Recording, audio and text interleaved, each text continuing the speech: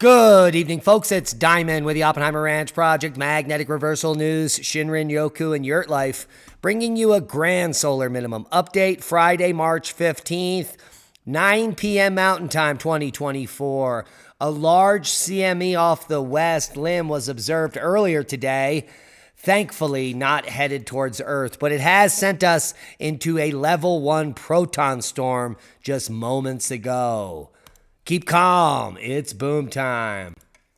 Some parts of Colorado got the most snow they have seen in over 20 years after the most recent snowstorm. Take a look at those totals there. 61 inches in Aspen Springs. Holy macaroni. In fact, an incredible 60 plus inches of snow fell on one single town, and it is Aspen Springs, Colorado. It's official.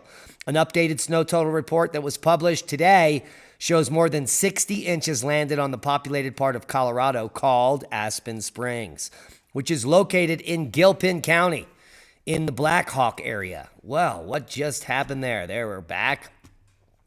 It had gotten a remarkable 61.5 inches of fresh powder between Wednesday afternoon and Friday morning as a major storm rolled through the Centennial State.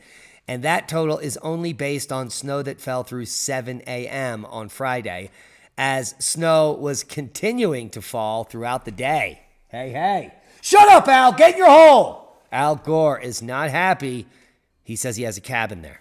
I-70 reopens in Colorado after 4 feet of snow in the mountains.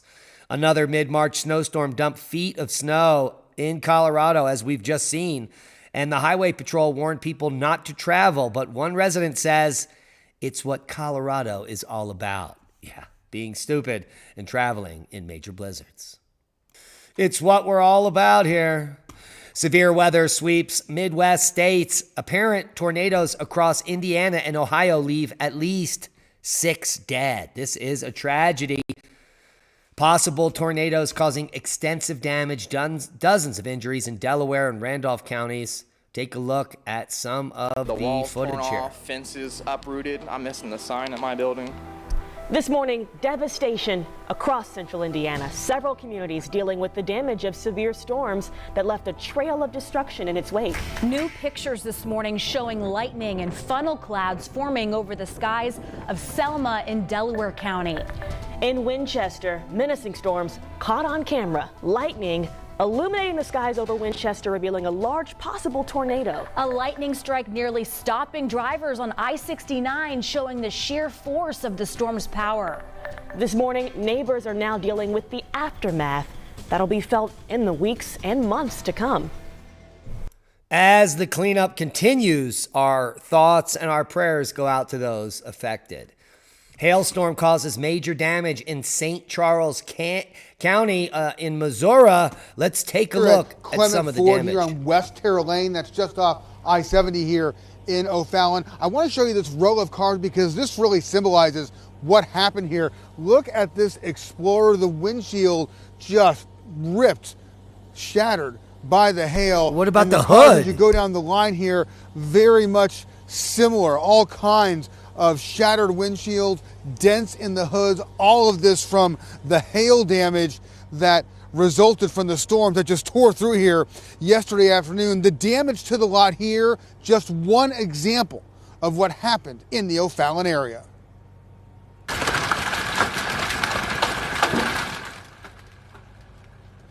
This is video sent in to us by a viewer of the hail pounding O'Fallon yesterday afternoon. The owner of Clement Ford here tells us some 300 new cars along with 150 used vehicles sustaining damage on this lot alone. Many windshields are shattered, hoods dented, even some parts just ripped off of cars from the storm.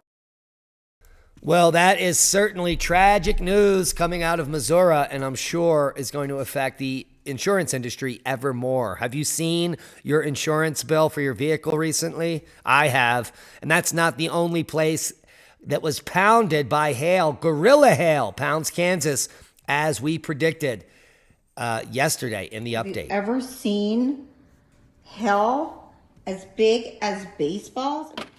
Hail the size of baseballs fell in Shawnee, Kansas on Wednesday night. Oh my gosh, it's just crazy. Michelle Nicole, a local business owner, told CNN the hail damaged vehicles parked outside, even shattering a windshield and a sunroof. Oh my God. Severe thunderstorms nearby produced even bigger hailstones, some the size of softballs, big enough to be called gorilla hail on social media, an informal term popularized by storm chasers to describe only the largest hailstones. Holy macaroni, I hope everyone had their helmets on for that one. Here's the forecast. Severe weather from the southern plains to the southeast, winter storm in the southern Rockies. Scattered strong to severe thunderstorms and excessive rainfall are possible from the Texas Hill Country eastward across the southeast states today and the Texas Hill Country into South Texas on Saturday. A winter storm will produce waves of heavy snow in higher elevations of the Southwest and Four Corners region into the weekend, and that's what we're experiencing now. Let's take a look at some of the snow on the GFS model. Here is Friday night through Saturday morning. You can see that snow developing in the Four Corners region, as well as some pretty significant snow there in the Sierras. We'll walk the rest of the weekend through. Here's the rest of your Saturday, Sunday morning, and Sunday through Monday morning. Most of the snow centered on the Four Corners here is going to continue to pile up all weekend. By the end of the weekend, we should be seeing some snow for the Adirondacks, Vermont, New Hampshire, and Maine.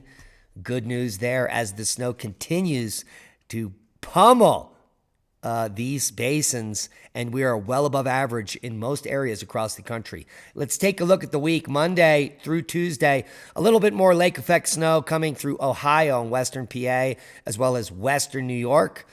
Early in the week, Tuesday, Wednesday, Thursday, a system developing in the Pacific Northwest will bring snow to Washington State and move across the upper tier of the U.S. through the end of the week here, bringing snow to North Dakota as well as Minnesota. Say it ain't soda. It is. And here we see the models show more snow coming down the spine of the Sierras towards the end of March here. Next weekend, early in the weekend, Saturday and Sunday. There is next weekend's forecast. Could be a developing blizzard for Iowa. A quick look at the western basins show amazing recovery out in the desert regions, 156, 163% of normal, right where we are in Colorado here, 165, 112, 108, all looking good. So a great river season is developing, and with the snow totals that we're looking at here, we could be seeing, well, record snow conditions by the end of March for many regions. Seismic update. Interesting quake in El Salvador, 5.0 today. Another interesting quake in the middle of northwestern Missouri. Nowhere near the New Madrid, but a 3.5 and a very unique quake nonetheless. Overall, low-level activity. Interesting quake here in Morocco at 4.5. I'm sure many people trembling about that one. Worldwide volcano news. Fernandina volcano in the Galapagos continues to puff and pass. Although at reduced levels, there is still some minor pyroclastic flows and lava flows. Here we are looking at Abeco volcano in the Kuril Islands, Pashmur Island specifically. Explosions go on there. Good news, there's not a lot of people. Fuego puffing and passing Popo to 20,000. Nevado de Ruiz today to 20,000 as well. We've got Reventador to 14,000 and Fuego to 15. Nothing much to report on. Normal activity worldwide. Space weather news update. A long duration, very long duration sea flare lasting about 10 hours in two parts, which has a two-part eruption. Now, this is after a sunspot region turned around the western limb here. Absolutely spectacular. Let's take a look at Soho here and walk it through for you. It is an amazing amount of plasma coming out here today. And let's just walk this eruption through. Look at this. Amazing. We'll play it through for you here on the loop just so you can see the scale of this baby. I'll slow it down a little bit. Pretty significant amount of plasma ejecting out of there. And if we slow it down right here, we'll be able to see just the amount of plasma that is coming out of there. Do you see that? That's insane. And it's moving so fast that in a single frame, it moves like 10,000 miles right there. Wow. Now, the good news, this is heading directly perpendicular to us, and it's not going to be affecting us, but it has moved the proton flux up a little higher. Let's refresh this. Yeah, so we are just peaking above level 1 proton storm. It looks like it's leveling off here. Probably not much more activity as this has been happening over a period of 18 hours now. Hours of powers. A major solar flare, which is just showing us what the Earth-facing quiet is protecting us from. It's protecting us from the next grid down scenario, sending us back to the Stone Age, as this flare may have done. Absolutely spectacular. Here are two views of that CME. And good news is that it's not headed towards us. And we're back now down into the B range, which is more like solar minimum. And the latest HMI intensity showing no flare threats on the disk. Absolutely embarrassing. Anyone that claims that we're not in grand solar minimum is lying to themselves and to the public, indeed. Because at solar max, there should be sunspots. And there are none. So that's basically how it works. Now, low energy proton levels are currently at elevated levels, as we said, but so far remains below the minor S1 radiation level. Unfortunately, it has passed now above that just as we started recording the video. So we are now in a proton storm, and it's looking crazy. The sun gets crazier every day. Hey, hey. Natural influences are driving sea level rise. Can you believe that?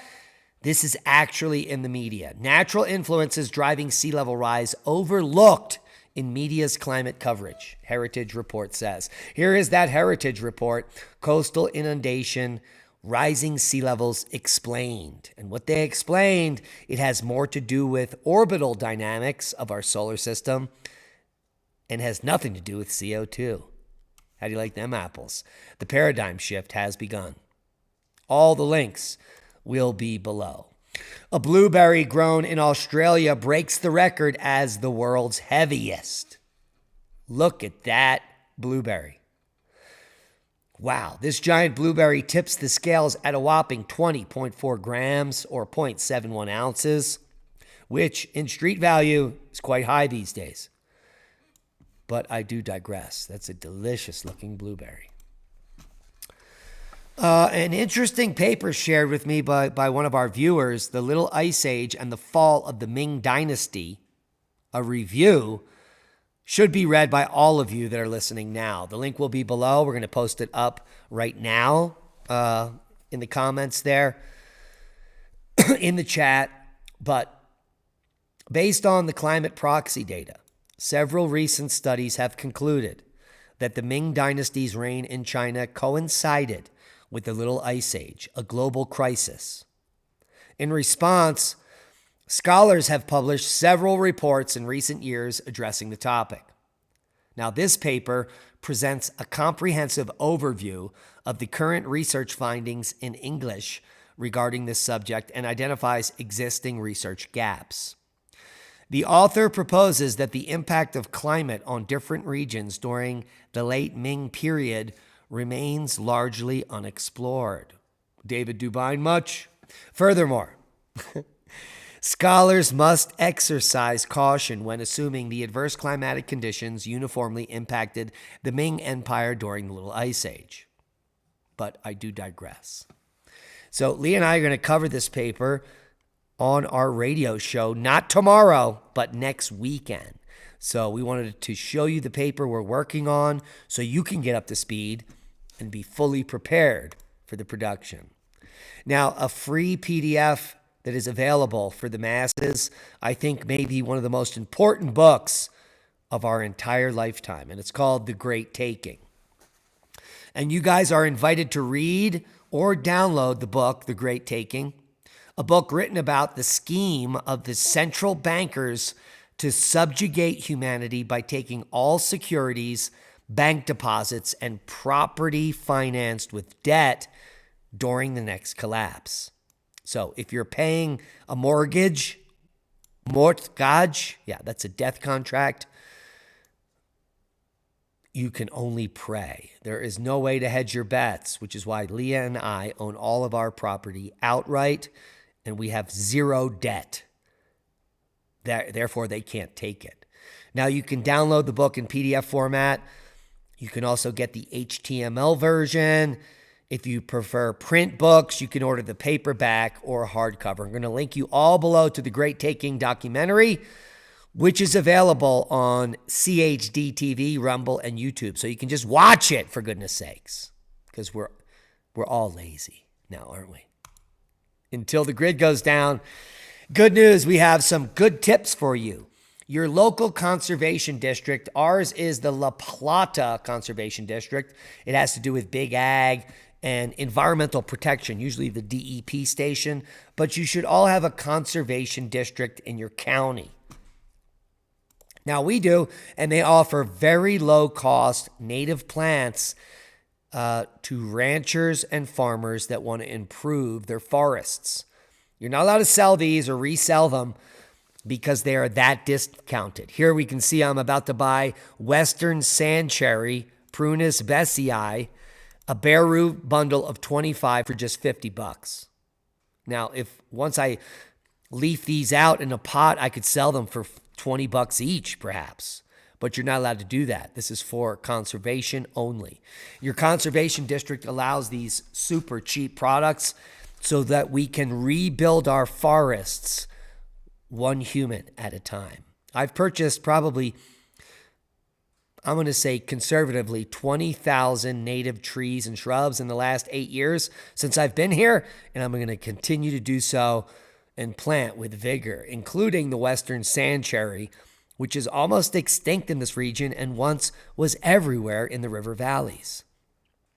It's a small winter-hardy multi-stem native shrub which can reach 3 to 6 feet and produces a delicious berry enjoyed by humans as well as animals. It's good in our region because it needs a acidic soil pH.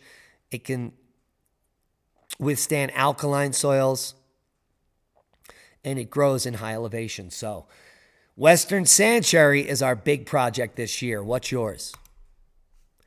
Now, interesting news. One of our viewers sent this over via Facebook about 4 or 5 days ago. This is a document coming from the U.S. military itself, the Air University Air Command and Staff College back in 2015. And it's titled Cataclysmic Polarity Shift.